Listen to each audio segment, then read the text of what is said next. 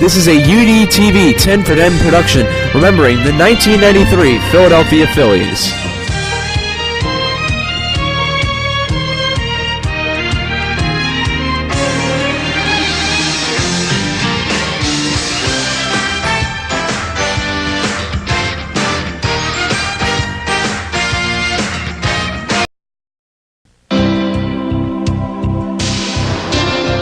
In 1992, the Phillies finished last place in the NL East, losing 92 games. But this year, they were hungry, they were determined, and in spring training, they went out strong.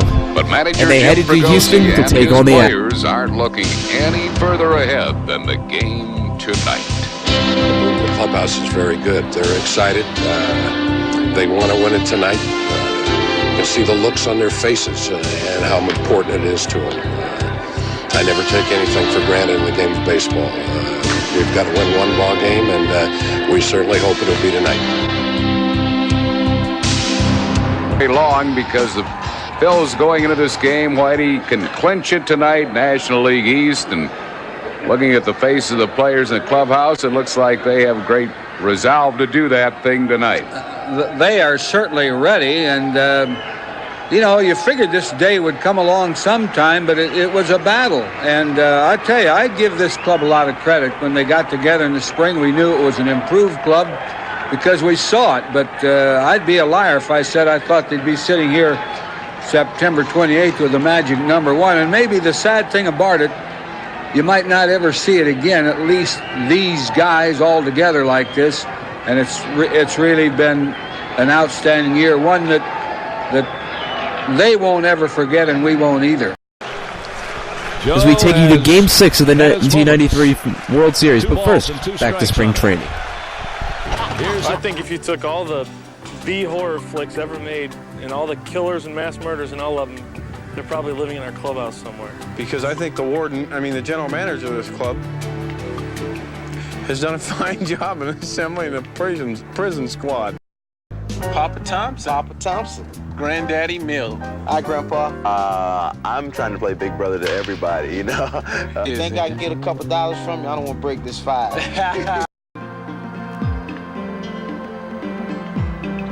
After finishing last the year before, who would have dared even dream? I would have, dude. This wonderful band of throwback players has a patchwork quilt of characters, all hoping against hope. Hey, never a doubt. The naysayers were everywhere, but this team had heart and guts and an unshakable resolve.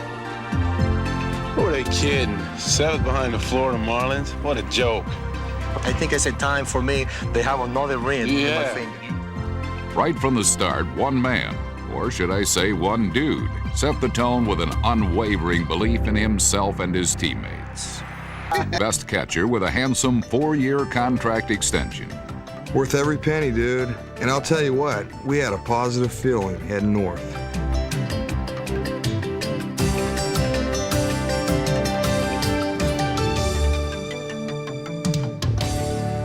For the Phillies, Wheels, they're about due to win an opening game. It's been a while. 8 years, Harry, since Steve Carlton in 1984 beat the Atlanta Braves. There were doubting Thomases everywhere, but these Phils showed a knack for coming up big right out of the gate. Eisenreich made the catch. What a brilliant play by Eisenreich. Right back at Mulholland. Terry Mulholland has pitched a complete game. Phillies have won their first opener since 1984. What a job. Let's go, boys. Whatever it takes. Phillies fever had struck, and the largest opening day crowd in Vet Stadium history came to watch. A little more than just a ball game. The Philly fanatic skydiving. No way. What is he thinking? And so, in the glorious tradition of Kite Man, the fanatic was flying in the first ball. Look at that. How scared is he right now?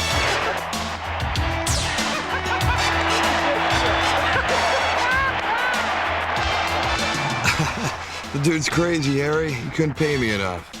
Well, it said whatever. Back home in the video room just 2 nights later, a handful of Phils watched helplessly as events conspired to send a game with the Padres into extra innings. No. That ball was outside, but it's a called third strike. At him. Blue boy. David West is dealing tonight. Oh, what a play, Hernandez. This game goes on with Junior Birdland of America. There it is. Past your bedtime, huh? After 14 innings, I'll tell you what, you know Crucky was hungry. 1 for 5, single run scored. That's what you want. The green light deep to right center field. Bell is back. It's out of here. A home run for the Cruckers. And the Phillies have won it 14-4-3 here at Veterans Stadium just after the hour of midnight. Well, Harry, I think we all know Crucky can hit, but especially when his midnight snack is overdue. At this point, the Crucker was leading the National League in homers and quickly becoming the hero of slow-pitch softball players everywhere, who thought, if he can do it, why not me? After games like this, Schill always cranked up the spin doctors. Like I've said before, we had a good time and liked to celebrate, but we also played the game the way it's supposed to be. Decided to try to fit in a little better with his younger teammates. I have to face the day with confidence and self-assurance, knowing I look great. That's not a That shouldn't be a problem. This could be the first day I go out for batting practice without my hat on. Take it down. Check out the... I'm going to go out there with BP without my hat on and be full of confidence. See that? You ought to wear it all the time because you look 5 years younger. Andy's motto, you're only young once, but you can be immature forever. Their pitcher, Brian Hickerson. Against the Giants, they got behind 8-0, but came back after an unnecessary spike. By Hickerson. Oh, brother. When that dude spiked the ball leading... I'm telling you, Nicey's going to get another knock, and I'll never play again. Do it again, Nicey. Do it again. Hard ground ball. Tough play at second. They're not going to get him. He throws it away. Here goes Bell to third. Backed up by Will Clark. Into second goes Eisenreich. Wild pitch, we win. Game is over. No win. Oh! This baby's over. It's over. The Phillies have somehow managed to win this game 9-8. Unbelievable. If there's one thing you should know by now, dude, there's nothing unbelievable with this team.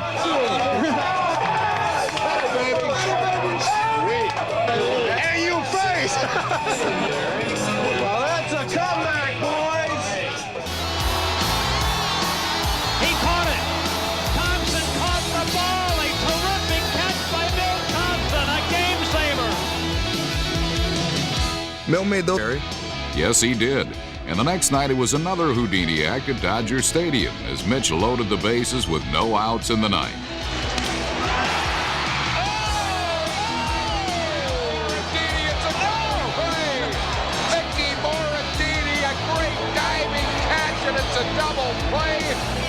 But boy, do the Phillies hate to see this month of April end.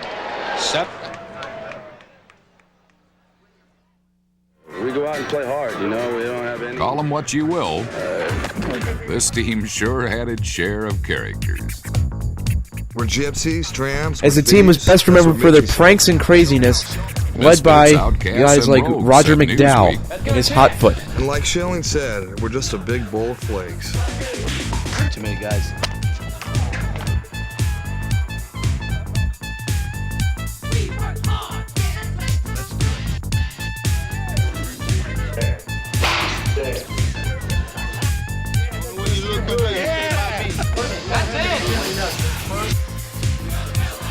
Thank all the reels. Even the GM was considered fair game. Now that's showing job security. You need a razor?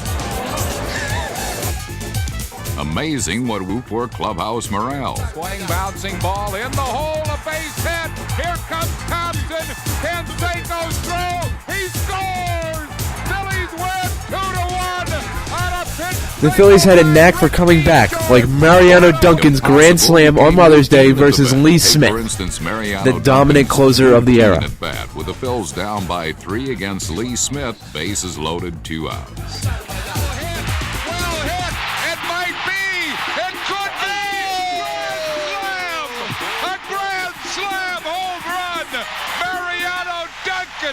Can you believe it? The Phillies lead 6-5 in the 8th. Phils win a thriller on Mother's Day, 6-5 here at Vet Stadium. Boy, they are pulling off wins unbelievably in different ways every night. Go for the pitchers to try to join in the fun.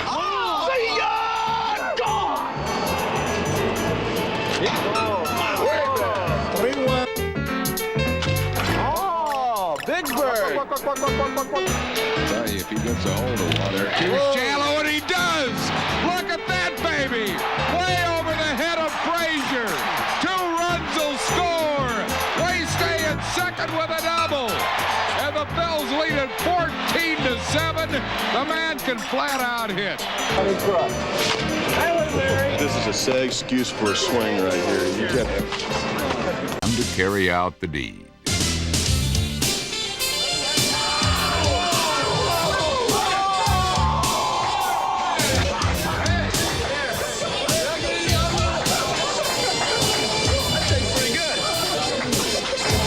Lee and the Inkman had the last laugh for now. But the season was still young. Meanwhile, the pie incident seemed to set off a wave of terror by Inky.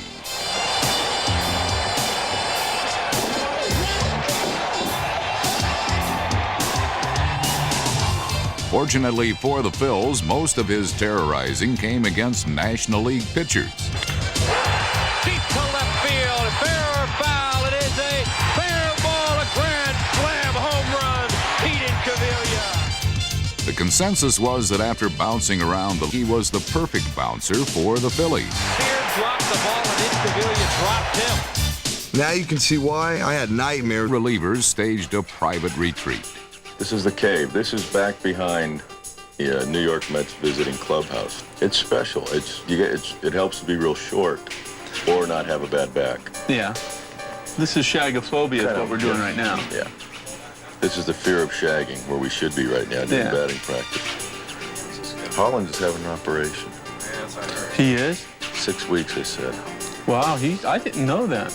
I just found out. I knew he went back to Philly, but I didn't know that. You find out a lot of things in the cave. The cave is the place. Yeah. One thing that this club has done up to this point is somebody's always picked somebody else up, for the most part. And lose a Dave Hollins, then I think the other guys are going to come to the forefront. This is where we'll find out what we're made of. Let's watch the game. You guys' favorite things are Phillies, right? The Braves are going to lose. Yes, they are. Braves are going to lose. We're going to kill the Braves. We're going to kill them.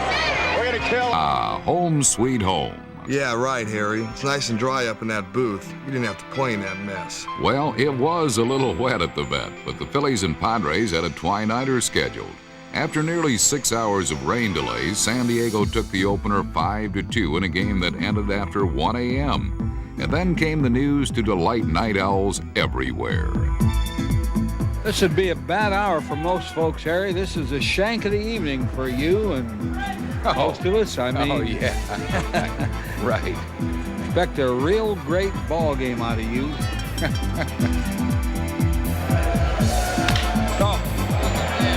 Way up in the air, back goes Eisenreich at the wall, and it's off the wall. And it's 4-0. And the people are going to get a little ugly here pretty soon. Here's Fregosi, who right now nothing much is going right for his ball club after everything went right for a long time, and that is the nature of this business. Venice ready to work. The 1-2 to Jordan. Here's a ball hit well to deep left field. It is gone! Ricky Jordan with a 3-run home run, and the Padre lead is cut to 5-4. Whoa, what's going on here? 3 o'clock in the morning. Hear the chimes go off. They had a song 3 o'clock in the morning a few years ago. We danced the whole night through. 3-0 pitch. Swing, ground ball, base hit right field. Here comes Hollins. Billy Bean's throw is late. Hollins scores the tying run. Never had this much excitement at 4 o'clock in the morning. So Tommy Green, the pitch runner now, is 90 feet away from winning this game. The 2-2 pitch. Wild pitch. Here comes Green. Throw to the plate. He's out at home plate. What a great recovery by Kevin Higgins. And this game is going to go into extra innings. I'm telling you, this is one of those nights that hundreds of thousands of people are going to say they were here. It is just bizarre. Here comes Mitch Williams. He could literally win his own ball game here. Swing and a base hit to left center field. Hank Avilia's going to score. This game is over. On an RBI hit by Minchie Poo. The Bills have won it 6-5 and 10 on the Wild Things RBI hit. Can you believe it?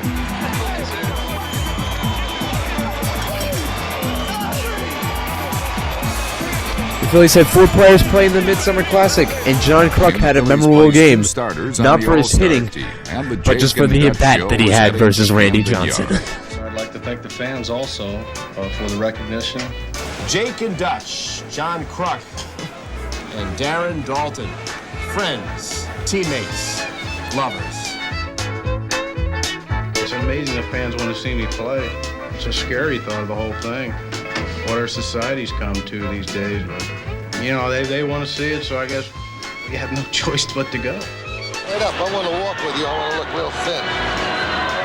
We're still going to be real short. The Phil skipper felt right at home as Dave Hollins and Terry Mulholland were also named All-Stars, but Terry was busy working on a theory. Now, essentially what we're trying to correlate here is John Kruk, first baseman, Philadelphia Phillies, and the fall of civilization as we know it. Society is really coming to a standstill now when something like this can happen. And if you look at the man, it's a disgrace, isn't it? I think it's disgraceful. Forget the hair, forget the goatee. There's something wrong with this picture. I've been after it for 2 years to get a haircut. Definitely not your Charles Atlas type kind of guy. Yeah, and he's an aerobic instructor in the offseason, too. John Kruk's hitting 350, man. It don't matter what you look like, that boy can hit. John Kruk is a role model. If you think Charles Manson's a role model, and I guess John Kruk would be too. I think he's a good role model. He gets to bring the hillbillies back into the game. See, he wants you guys to think that he's just a hillbilly out of the hills. That's all part of that act that John has to make everybody else think that he's not real smart when he's a very, very smart guy. The guy is sharp. He's smart, I'm telling you. My name's Ernie Banks. Nice to see you. And I'm glad he's here because this is the home of Babe Ruth. John Kruk would be the one guy I'd pay for of any player in the big leagues to go see, because he'd be like the truck driver, delivery beer guy who somehow slipped past security, put a uniform on. He's a stud. He just looks like he's had a little more fun than some of the other people. You know, Johnny made a comment that if America voted him into the All-Star game, it's no wonder Bill Clinton's president. There are a lot of people who said we could never change the way things were in Washington. Same sort of people who picked the Phillies to finish last this year. I'm just wondering if people that voted for John Kruk will admit it, unlike the people that voted for Bill Clinton. By the way, I think the Phillies are looking pretty good. Even that big fella Kruk, you know, the big bat. Wonder who cuts his hair. Krucky was about to get a close shave by Randy Johnson. That's the largest man in the history of baseball on the mound against you, John Kruk. I'm not facing him, I'll quit. You don't like to face Randy? I don't know, I just seen him on TV and I don't want no part of that.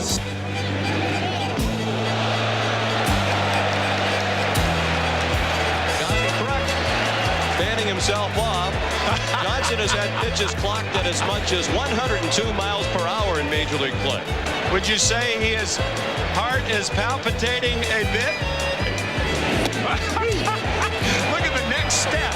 I don't blame John one bit for going toward first. And you can see him smiling. The first one's over his head. Looked like a rope was on his right leg. And he bailed out again at the breaking ball. He wants no part of Randy Johnson. None. Nada. You knew that was coming. Crocky gave the fans a little show. In September, the Phillies slipped and the Expos caught up to them. But on September 28th, the Phillies had a chance to clinch the division, which they did in Pittsburgh. Going into this game, Whitey can clinch it tonight, National League East, and looking at the face of the players in the clubhouse, it looks like they have great resolve to do that thing tonight. There's another one that's going to score 2 runs.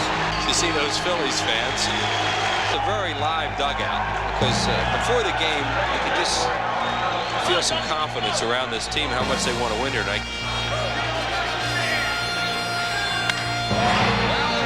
This ball's got a chance. It is a grand slam. Home run. Mariano Duncan. And the Phillies have taken a 9-4 lead here in the 7th inning. Duncan may have just hit the one that will clinch National League East. Of course, it's not the Phillies' style to do anything the easy way, and the Pirates closed within 3 in the 9th. Ground ball, it's fair ball. Kruk to Paul. The Phillies are the 93 National League Eastern Division champions. This wonderful band of throwback players has won the National League East. Lenny Dykstra, the dude, most valuable player of the team and maybe of the league. These are characters. These are throwback players, and nobody can handle it better than Fregosi. This team astutely put together by GM Lee Thomas. A happy bunch of fighting Phils who have captured the 93 Eastern Division Championship.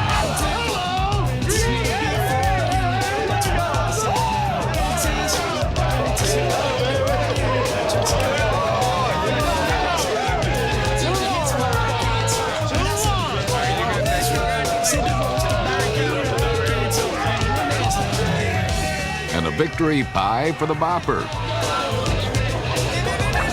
Like, who did that?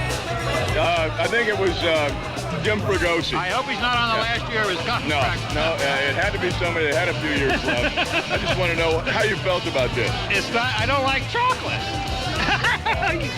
We got problems. He had high hopes. He had high hopes. He had high apple pie in the sky hopes. Way to go, Harry. Meanwhile, the city was so wild about us, they put a Phillies hat on Billy Cann. The popular pick is for the Braves. Swing a hard ground ball. Base hit. Base hit. Down the left field line. Brett scores. Bills win. 4-3 on the RBI hit by Kim Batke. Nixon back. It's out of here. Home The Phillies clinched the pennant and forever captured the heart of Philadelphia. Always remembered as a team that should have won the World Series, but didn't. Phillies are the 93 National League champions. This place is Bedlam at Veterans Stadium. It's wacky, wonderful. Bunch of throwbacks has won the National League pennant and go on to the World Series. All right. So we're here on UDTV with Mr. Gardner today. We're here to talk about the 1993 Phillies. Great topic. Yeah, the team that pretty much won the city over after finishing last place in the division the year before. Yeah, I was 9 years old when the '93 Phillies were, making their run to the hearts of all Philadelphians. And the year before, they were a team that lost 97 games, but they had the seeds for possibly turning out. And I think in the offseason they took some medication. steroids probably, and ended up fueling their way to an NL championship in 1993. But the cast of characters, the players on that team, is what really made that team such a beloved team for this city, with guys like Lenny Dykstra, who was the tobacco-chewing, steroid-using center fielder that everybody loved, and Darren Daulton. All the girls loved Darren Daulton with his mullet. John Kruk, if you ate hot dogs, you loved him. And Curt Schilling, Danny Jackson, just out of their minds. There was a player on that team that every person in this city could relate to. And as a 9-year-old kid, it was an awesome team to fall in love with. And consequently, I began my love affair with baseball from that team. So it holds a special place in my heart. So what player was like your favorite one out of all of them? Well, my favorite player, I have to admit, was Mickey Morandini, because I was not really a huge baseball fan before this year, and the first game I went to that year was a Saturday afternoon game against the San Francisco Giants. And Mickey Morandini hit a grand slam that day and ended up going on to win the game. And from that point on, I always wore number 12. From that point on, I never played second base. I actually became a pitcher because I love Curt Schilling too. But Mickey Morandini was definitely my favorite player. When he was traded, one of my first ever emails I ever sent was to Ed Wade, and it was not that nice. It was not that nice of an email coming from a 13-year-old kid.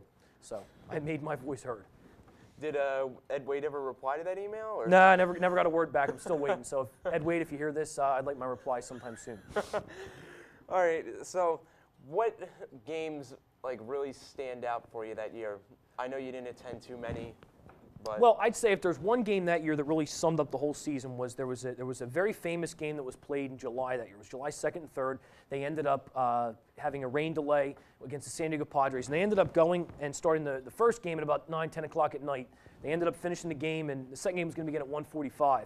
And the second game began at 2 o'clock in the morning, and it actually continued until almost 4:45 in the morning, when in the 10th inning, after running out of all players on the bench, Jim Fregosi, the manager, called on Mitch Williams, our closer, who also, as you're going to find out, probably had the most heartbreaking, dream-shattering moment of my childhood, came on to get a pinch hit to win the game.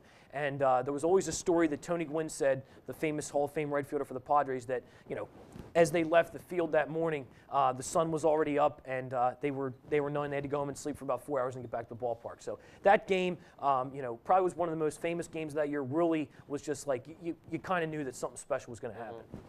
And the players from the team, they probably didn't even leave the ballpark. No, they probably did not. I mean, John Kruk was notorious for staying there all night and eating hot dogs, and the same with the rest of the team too. I mean, that team led the league in divorces that year because they never went home to their wives. They always stayed at the ballpark and hung out and shared stories, and really developed a strong fraternity and camaraderie between those players that we all knew about as fans. And that's what made that team so cool, is that they were like 12, 13-year-old kids just loving the game and loving it so much that that's what really I think made them great.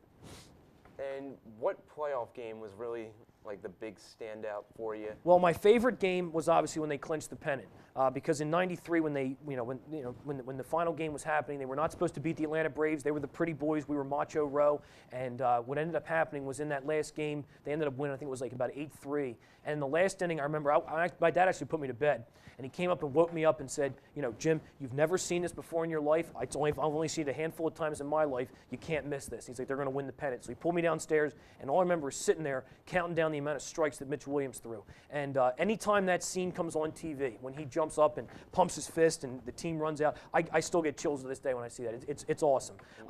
And when I see, Brad Lidge, 08, yeah, that was great and everything, but for me, my money's with 93. You'll never see a guy jump that high again. No, probably not. Maybe he was on steroids too. We'll never know. I think probably all that team was on steroids. Totally. What World Series game was the major one? I mean, you don't want to really go into Game 6. I developed post-traumatic stress disorder from Game 6. Still to this day, I cannot watch Mitch Williams giving up that home run. I feel that the rest of the national media, when they put that little 2-minute clip there of Joe Carter running around the bases, as a personal jab at all Philadelphians. But that game is obviously the most infamous game. But my favorite game of that World Series was Curt Schilling threw a 2-hit shutout in Game 5. And after the very late games of the 15-14 game and some of those other games, that was the game you want to remember. So. I mean, the Blue Jays, they said, hey, if the Phillies won Game 6, they were Phillies done. would have won Game 7, absolutely. I mean, this team, was great. Anything, I mean, you'll never see a team like this again, especially with the type of guys that they had, the payroll.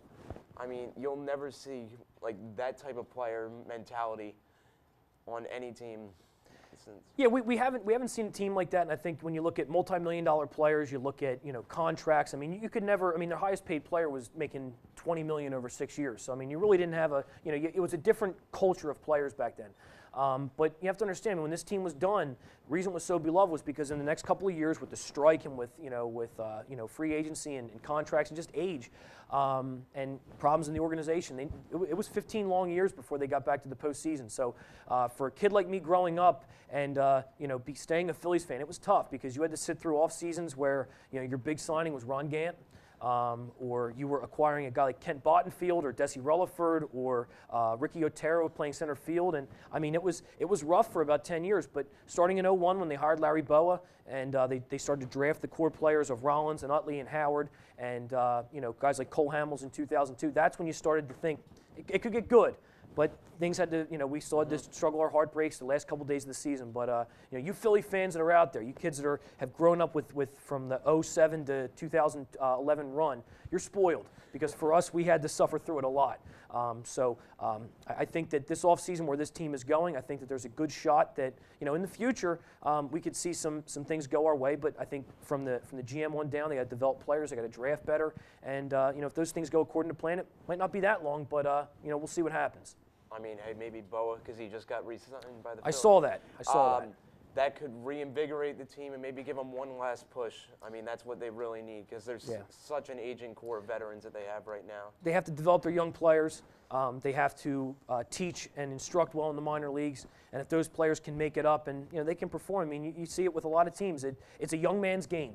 It's a young man's game, and coaching is so critical to that. And I think that with some of the changes they've made and bringing in some of these younger players, I hope that they can perform well. But it's going to take probably a couple more years. So hopefully by the next year or so we can see some exciting baseball come down the stretch. But we'll see. Yeah, you'll never know with baseball. Anything can happen. Never know. But you always have memories like '93 and highlight videos of '08. So that's what warms your soul in these doldrum days of Phillyless.